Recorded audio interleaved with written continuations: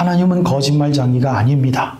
이것을 우리가 믿는다면 41장에 지금 하나님께서 이사야를 통해서 선포된 말씀은 무슨 뜻인가? 이스라엘은 멸망하여 없어졌는데 바벨론과 페르시아가 유대 근동에 일어나서 심지어 로마를 통하여서 이스라엘에게 그만큼 치욕적인 역사적인 상황을 그들에게 퍼부었는데 선지자들을 통하여 말씀하신 두려워 말라, 내가 너를 도우리라, 내가 너를 굳세게 하리라, 내가 너를 세우리라 와 같은 말들은 거짓말이었는가? 아니지 않아요. 그럼 이 말이 무슨 뜻인가? 여러분, 우리가 이걸 해결해야 되지 않습니까? 에베소서 6장 10절 12절 말씀에 사도 바울은 에베소 교회 교인들에게 이렇게 이야기합니다. 너희가 주 안에서와 그의 힘의 능력으로 강건하여지고 마귀의 간계를 능히 대적하기 위하여 하나님의 무엇을 입으라?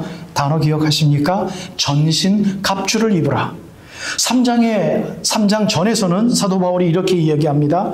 아버지 앞에 무릎을 꿇고 비노니 그의 영광의 풍성함을 따라 성령의 능력으로 말미암아 너희 속사람을 능력으로 강건하게 하시오며. 바로 이거예요. 이 이사야 41장에 있는 구약의 말씀을 해석하는 것은 신약에 있는 말씀이에요.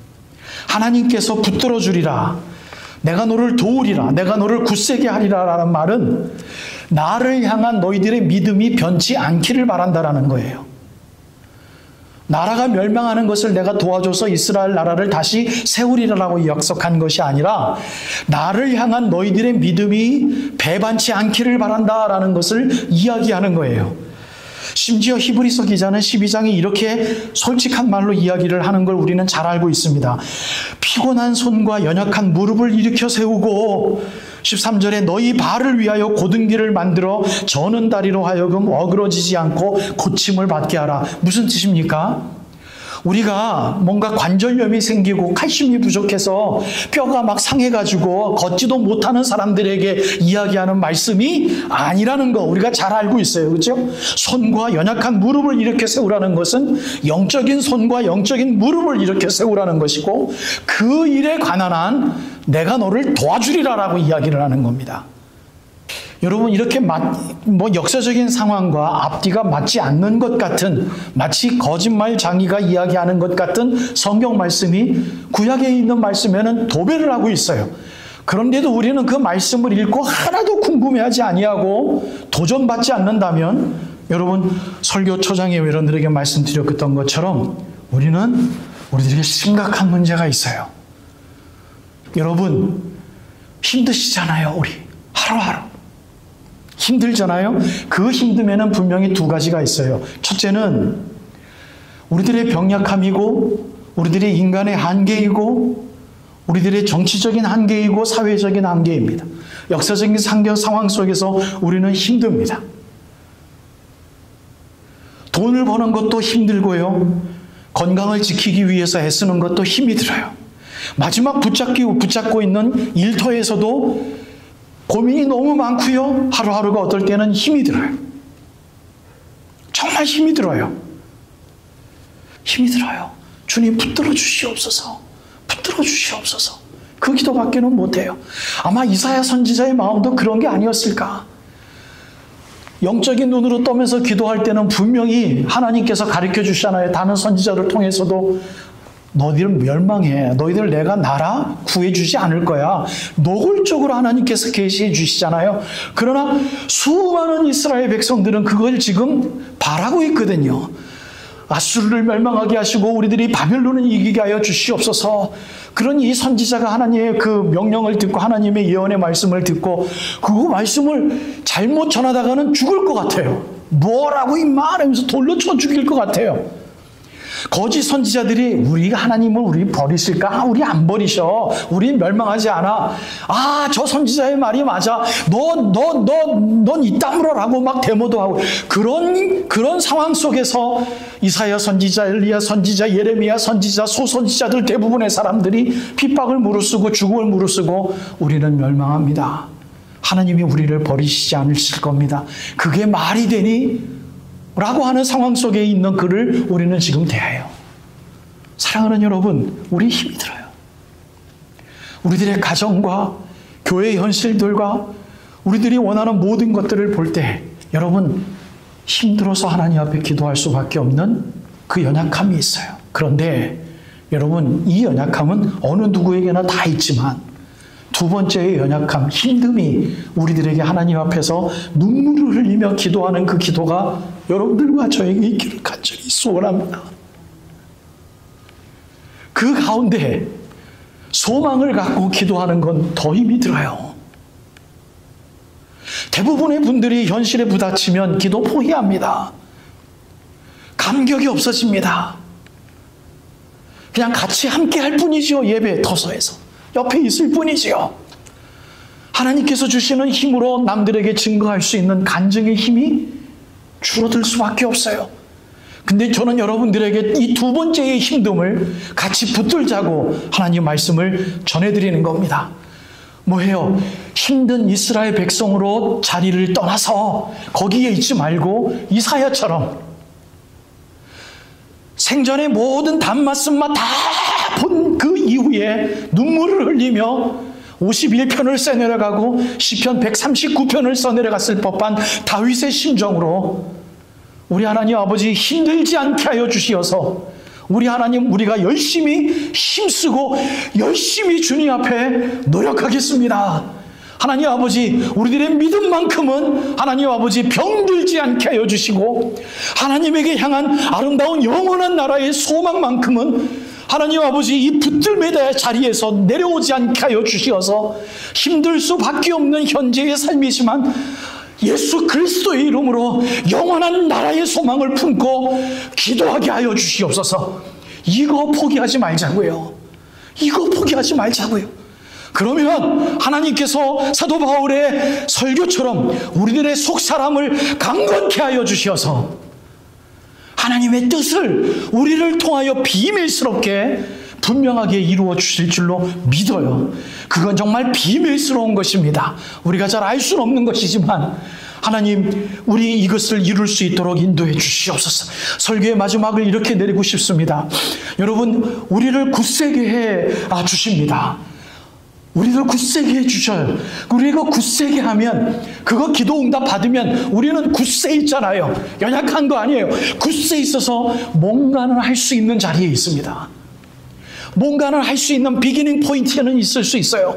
기도 다시 할 수 있고 어저께까지 말씀이 재미없어서 일주일 동안 성경 내내 보지 아니하였지만 기도하여 하나님이 굳세게 붙잡아 주셔서 주여 말씀조차도 읽지 않는 하루가 됐군요. 용서하시옵소서. 성경책 툭 펴서 읽기 시작할 때 그게 굳셈을 받는 하나님의 응답을 받는 거죠. 다른 게 아니에요. 말씀을 붙들었을 때 하나님께서 내가 너를 그 다음에 뭐예요? 도와주리라. 노력하는 자에게 내가 너를 도와주리라. 하나님 아버지 말씀의 은혜도 없고 또 있는 말씀인데 힘이 없습니다. 하나님 그래도 붙들어 주세요 라고 기도하고 성경 말씀을 읽어 내려가고 이 말씀을 아버지 지켜내지 못하는데 내가 어떻게 그 long suffering 참는 자리 사랑의 자리에 있나이까 아버지 용서해 주세요 라고 기도할 때 그 기도가 굳센 자의 기도가 돼서 하나님께서 도와주셔서 눈뜨고 기도하니 해결된 건 아무것도 없음에도 불구하고 치유된 건 아무것도 없음에도 불구하고 여전히 병든 자리에 있지만 하나님이 도와주셔서 아무것도 어떻게 해요? 걱정하지 않게 되더라. 뚫고 나오게 되더라. 뚫고 나오면 하나님 앞에 감사하는 마음을 잃지 않기 위하여 노력하다 보니 병듦이 나아졌더라. 여러분 하나님은 뭐예요? 병든 그 자리, 우리들이 힘든 그 자리가 중요한 게 아니라 뚫고 나오는 게 중요해요. 뚫고 나오는 그 자리에 무엇가 있어야 된다? 다윗이 이야기하고 이사야가 이야기했던 것처럼 보배로운 하나님의 생각을 했던 그 자리, 그게 뚫고 나오는 자리에서 중요한 거예요. 조건이 있으면 안 됩니다. 하나님 내 기도를 들어 응답해 주세요. 내 자녀들을 성공시켜 주세요. 자녀들이 왜 남들은 성공하는데 우리 자녀들은 이 모양 이 꼴입니까? 이게 해결돼서가 아니라 기도하고 있는 그 자체.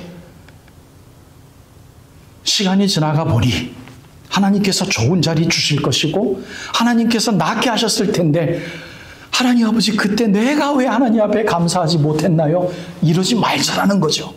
하나님 앞에 내 악한 행위가 무엇이 있나 보소서. 시편 139편 마지막 절 말씀 24절 말씀이에요. 영원한 길을 나에게 소망하게 하시고 주시옵소서.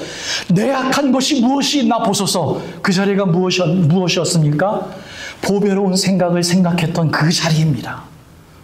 감사하고 내 구원의 하나님의 종착지를 내가 믿음으로 인해서 그 자리를 믿었던 그 기도의 자리예요. 순간순간적인 하나님의 상황 속에서 낫게 하고 성공을 줬던 그 자리가 아니라 내게 구원을 주신 하나님 앞에 감사하였나이다. 내가 그것 때문에 어저께도 기도를 잊지 않고 하였나이다. 여러분, 바로 그겁니다. 오늘 결론이 그거예요. 두려워하지 말라. 너희들이 두려워하는 그 족속들 내가 다 멸망시켜 주리라. 내가 너와 함께 하리라. 도와주리라. 너가 너를 굳세게 하리라.